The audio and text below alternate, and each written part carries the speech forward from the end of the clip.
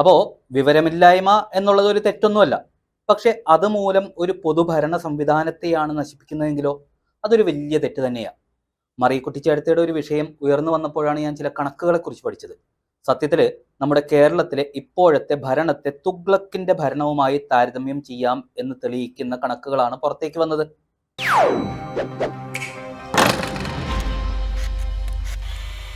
നമസ്കാരം. വിഷയത്തിലേക്ക് കടക്കുന്നതിന് മുമ്പ് തന്നെ പിണറായി മന്ത്രിസഭയോട് ഒരൊറ്റ അഭ്യർത്ഥന: കഴിവില്ലെങ്കിൽ ഇട്ടിട്ട് പോണം സഖാവേ എന്നുള്ളത്. അല്ലാതെ ഒരു സംസ്ഥാനത്തെ മൊത്തം കുട്ടിച്ചോറാക്കരുത്. അപ്പോൾ വിഷയത്തിലേക്ക് തന്നെ കിടക്കാം. അതിനു മുൻപ് ഒരു ചോദ്യം ചോദിക്കാതെ വയ്യ. അതായത്, കഴിഞ്ഞ ദിവസം സർക്കാരിൻ്റെ കയ്യിൽ പണമില്ല എന്ന് ഹൈക്കോടതിയിൽ വാദിക്കുന്ന വേളയിൽ ഒരു കാര്യം കൂടി പറഞ്ഞിരുന്നു.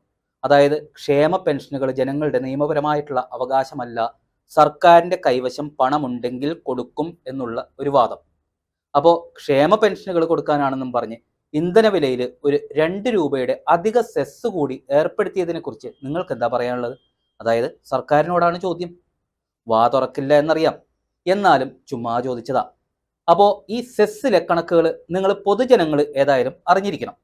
അതായത്, സെസ് ഏർപ്പെടുത്താനുള്ള തീരുമാനം ഒരു ആനമണ്ടത്തരമായിരുന്നു എന്നുള്ളതാണ് സത്യം.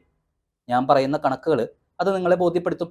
അതായത്, ഈ സെസ് ഏർപ്പെടുത്തിയതിലൂടെ തൊട്ടടുത്ത മാസം തന്നെ കേരളത്തിന് ജനങ്ങൾ സമ്മാനിച്ചത് വലിയ നഷ്ടം തന്നെയാണ്. കൃത്യമായ തുകയായിട്ട് പറഞ്ഞാൽ പെട്രോൾ ഇനത്തിൽ മാത്രം 12 കോടി രൂപയും ഡീസൽ ഇനത്തിൽ 116 കോടിയുടെയും കുറവ്. അങ്ങനെ ആകെ മൊത്തം ടോട്ടൽ ഒരു മാസത്തിൽ സർക്കാരിന് നഷ്ടം സംഭവിച്ചത് 128 കോടി രൂപയുടേത്. അപ്പോൾ ഒരു വർഷം സർക്കാരിന് വരുന്ന നഷ്ടം എത്രയായിരിക്കും? 1536 കോടിയോളം രൂപ. ഇനി ഇതിൽ യഥാർത്ഥ നഷ്ടം ആർക്ക്, യഥാർത്ഥ ലാഭം ആർക്ക് എന്ന് പറയുന്നതിന് മുൻപ് ഈ നഷ്ടം എങ്ങനെ സംഭവിച്ചു എന്ന് പറയാം. ഈ 2 രൂപ അധിക സെസ് ഈടാക്കുന്നതിന് മുൻപ്, അതായത് 2023 മാർച്ചിൽ കേരളത്തിലെ പെട്രോൾ വിൽപ്പന 21.21 കോടി ലിറ്ററും ഡീസൽ വിൽപ്പന 26.66 കോടി ലിറ്ററും ആയിരുന്നത് ഏപ്രിൽ മാസത്തിൽ അത് 19.73 കോടി ലിറ്ററും 20.28 കോടി ലിറ്ററും ആയി കുറഞ്ഞു. അതായത്, നിങ്ങൾക്ക് എല്ലാവർക്കും അറിയാം, വാഹനങ്ങളുടെ എണ്ണം നിത്യേന കൂടിക്കൊണ്ടിരിക്കുകയാണ്, ഒപ്പം ഇന്ധനത്തിന്റെ ഉപഭോഗവും.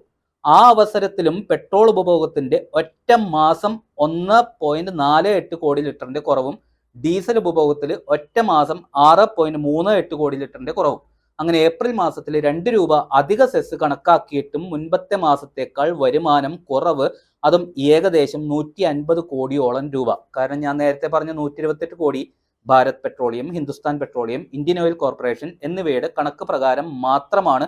കൂടാതെ സ്വകാര്യ കമ്പനികളുടെ പമ്പുകളും കേരളത്തിൽ പ്രവർത്തിക്കുന്നുണ്ട്. അപ്പോൾ കേരളത്തിനും നഷ്ടം, സാമൂഹ്യക്ഷേമ പെൻഷൻ ജനങ്ങൾക്ക് കിട്ടിയതുമില്ല. പക്ഷേ കേരള മഹാരാജാവ് ഈ തെറ്റ് സമ്മതിക്കില്ല കേട്ടോ. അധിക സെസ് കുറയ്ക്കുകയുമില്ല. അപ്പോൾ തുഗ്ലക്ക് എന്ന് വിളിക്കുന്നതിൽ തെറ്റുണ്ടോ? ഇനി യഥാർത്ഥ ലാഭം കൊയ്യുന്നത് നമ്മളുടെ അയൽ സംസ്ഥാനങ്ങളാണ്. അതായത്, KSRTC ഉൾപ്പെടെയുള്ള ഇന്റർസ്റ്റേറ്റ് വാഹനങ്ങളൊക്കെ അയൽ സംസ്ഥാനങ്ങളിൽ നിന്ന് ഇന്ധനം നിറച്ചിട്ടാണ് ഇപ്പോൾ കേരളത്തിലേക്ക് കടക്കുന്നത്. പക്ഷേ കേരളത്തിലെ ഈ ഇന്ധന വില വർധനവ് ചൂണ്ടിക്കാണിച്ച് ചരക്ക് കൂലിയും ടിക്കറ്റ് നിരക്കും ഒക്കെ ജനങ്ങളിൽ നിന്ന് കൂട്ടി വാങ്ങുന്നുമുണ്ട്. അങ്ങനെ സാധനങ്ങളുടെയും വില കൂടിയിട്ടുണ്ട്. അപ്പോൾ യഥാർത്ഥ നഷ്ടം എന്ന് പറയുന്നത് ജനങ്ങൾക്ക്. ഇനി അന്തം കമ്മികൾ ക്യാപ്സൂളുമായിട്ട് ഇങ്ങോട്ട് കുതിര കയറാൻ വരണ്ട കേട്ടോ. അതായത്, ഇലക്ട്രിക് വാഹനങ്ങൾ വന്നതുകൊണ്ടാണ് ഈ കുറവ് എന്നും പറഞ്ഞ് പെട്രോളിൽ വെറും 12 കോടിയുടെ നഷ്ടമേ ഉള്ളൂ. ബാക്കി 116 കോടിയുടെ നഷ്ടവും ഡീസലിലാണ്. അതായത്, അന്തർ സംസ്ഥാന ലോറികളും ബസ്സുകളുമാണ് നഷ്ടം സമ്മാനിച്ചിരിക്കുന്നത് എന്ന് ചുരുക്കം. ഇനി പിണറായി ഈ കണക്ക് കേട്ടിട്ട് അതിർത്തിയിൽ നിന്നും എല്ലാ വാഹനങ്ങളും ഡീസൽ ഊറ്റിക്കളഞ്ഞ് കേരളത്തിലെ ഡീസൽ അടിച്ച് അതിർത്തി കടക്കണം എന്ന് നിയമസഭയിൽ നിയമം പാസ്സാക്കുമോ എന്നൊന്നും പറയാൻ പറ്റില്ല. എന്നിട്ട് വടക്കോട്ട് നോക്കി പറഞ്ഞാൽ മതിയല്ലോ, ഇത് കേരളമാണ്, ഇത് കേരളമാണ് എന്ന്. അപ്പോൾ ഈ അവസരത്തിൽ കാരണഭൂതത്തിനോട് എനിക്ക് അഭ്യർത്ഥിക്കാനുള്ളത്, നിങ്ങൾ ഇങ്ങോട്ടൊന്നും തന്നില്ലെങ്കിലും ഒന്ന് ദ്രോഹിക്കാതിരുന്നൂടെ എന്നുള്ളത് മാത്രമാണ്.